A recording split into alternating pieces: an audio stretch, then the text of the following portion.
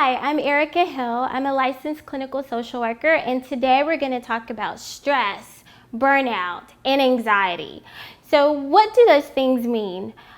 So let's talk about that. So when we talk about stress and we talk about anxiety and burnout, we're all living in a time right now during COVID where we're feeling just basically psychologically exhausted. And so in order to do that, we have to practice a lot of self-care. And that goes for, just understanding when our bodies are beginning to respond to things that are not healthy for us. So taking the time to just relax, calm yourself. You can do deep breathing exercises, finding things that are good for you to do, just to eliminate, toxic people that are in your lives, but having good boundaries is the key when we're dealing with stress, anxiety, and just burnout. And what does that mean? You feel a little on the edge a lot of times. You're feeling keyed up, you're feeling panicky, you're feeling like you're shaking or you're having tremors. But those things aren't good for the body in the long run. You have like this stress response system that's telling you, hey, you need to take time for yourselves. So if you don't get anything out of this, just remember, that it's very important for you to practice that self-care, relaxing, taking time for you, having good boundaries, eliminating that toxic people. And I would also include, as everyone is always inundated with news, just basically limit your time with watching news shows and television that continues to talk about things that are just stressing you, because those stressors aren't good for you either. So I hope that you all take this time to understand that how important mental health is and that you practice it. So good job. Signs and symptoms of stress and anxiety can be feeling overwhelmed.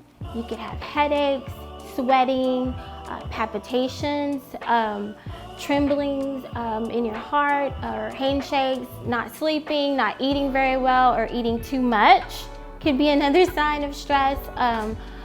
Just irritable, very irritable with people. You feel kind of touchy, or you could feel the opposite. You could feel downhearted or blue. You could feel keyed up. You just feel like you're on the edge, or you can have an out-of-body experience where you just feel like you're not in your body completely.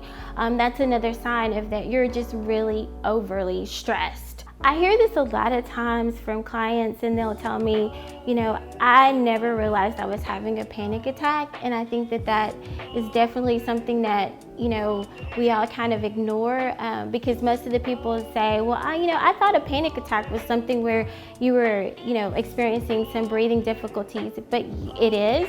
But panic attacks could also be you're just sitting around and you're sweating profusely, or you're, having these thoughts that are blocking, where you can't really come up with these just statements that you want to make. So there's a lot of different things that come into play. But the myth is that I think that everyone experiences stress at some time. Not all stress is bad, but ongoing stress all the time isn't good for you either. To combat stress, we can definitely find distractions, things that are providing you with calming, good coping mechanisms, as we call them, good interventions for you. That could include, if you're someone who likes to do hobbies, pick up a hobby. If you're someone who likes to just spend time with friends, spend time with friends that you trust, that are good for you, that have support you along the way. But the thing is to find meaningful activities that ground you, that make you feel good about you.